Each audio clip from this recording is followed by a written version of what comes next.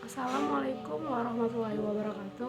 Halo semua, perkenalkan nama saya Alia Rahmadani dengan NPM A1M023042 dari kelas 1B.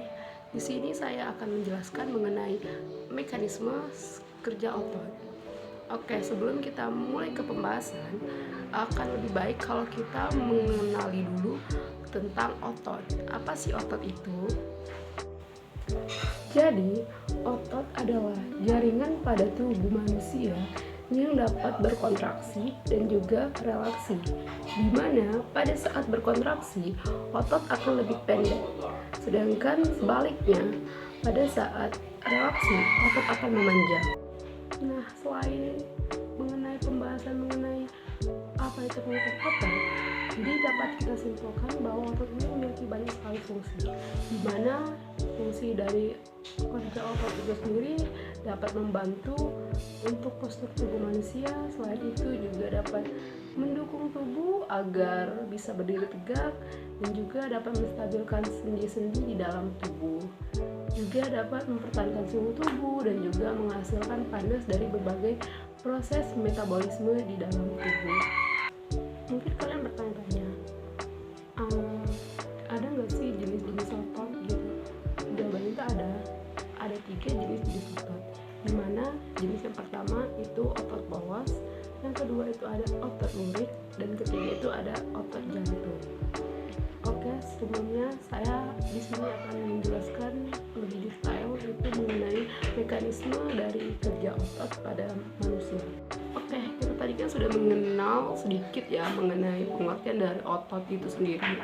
Jadi dapat kita tarik kesimpulan bahwa otot itu merupakan sebagai alat gerak yang aktif pada manusia dan dapat menggerakkan kerangka manusia sebagai alat gerak yang pasif, di mana adanya kontraksi dan juga relaksasi. Namun, otot juga dapat menggerakkan bagian tubuh lainnya seperti jantung, terus juga saluran pencernaan, terus ada saluran pernapasan, sistem sirkulasi, dan juga sistem reproduksi. Mekanisme kerja otot itu diawali dengan saat otot itu menerima rangsangan atau sinyal dari neuron motorik yang membuatnya itu berkontraksi, di mana kontraksi ototlah itu yang menyebabkan terjadinya sebuah gerakan pada tubuh kita. Jadi buat teman-teman semua itu jangan heran mungkin ya kenapa kita spontan untuk bergerak, yaitu karena adanya rangsangan dari otot kita itu untuk membuat otot berkontraksi.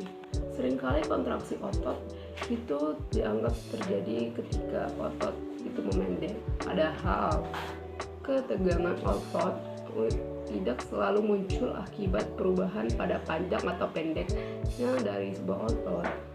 Karena pasalnya terdapat beberapa jenis kontraksi otot yang dibedakan atas 2 variabel, yaitu panjang dan juga ketegangan otot.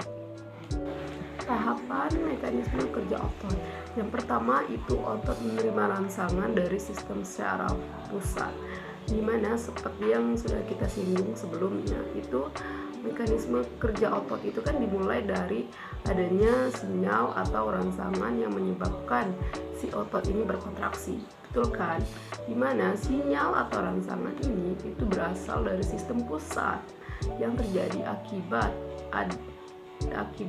aktivitas otak atau tulang belakang kita. Selanjutnya itu yang kedua itu ada mengenai rangsangan dari otot yang menyebabkan reaksi kimia, di mana pada sinyal tersebut itu akan diterima zat kimia yang disebut dengan asetilkolin, atau zat kimia ini akan menyebabkan berbagai reaksi kimia pada otot.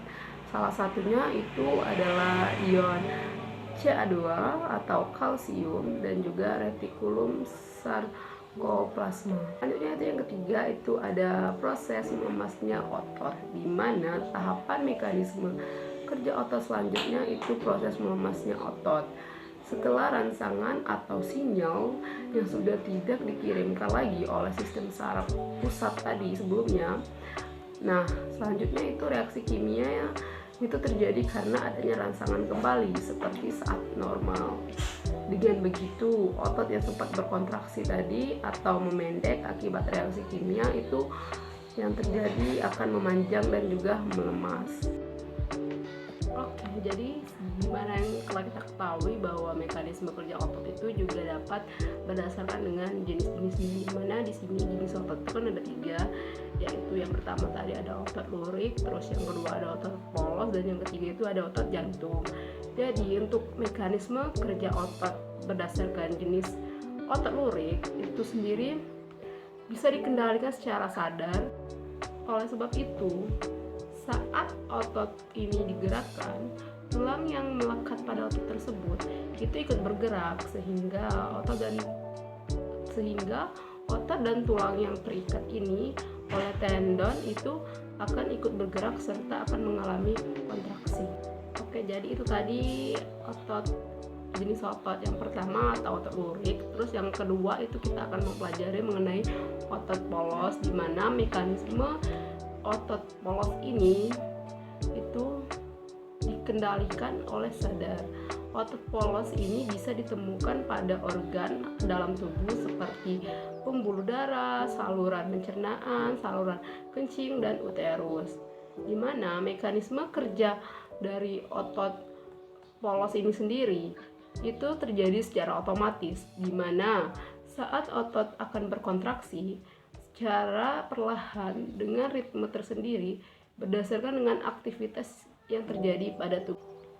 Next, yang pembahasan yang ketiga atau mekanisme kerja otot pada otot jantung itu sama halnya dengan otot polos, di mana otot jantung itu juga tidak dapat Anda kendalikan secara sadar pergerakannya, di mana mekanisme kerja otot jantung pun itu secara otomatis sesuai dengan kebutuhan tubuh dan juga dengan ritme tertentu.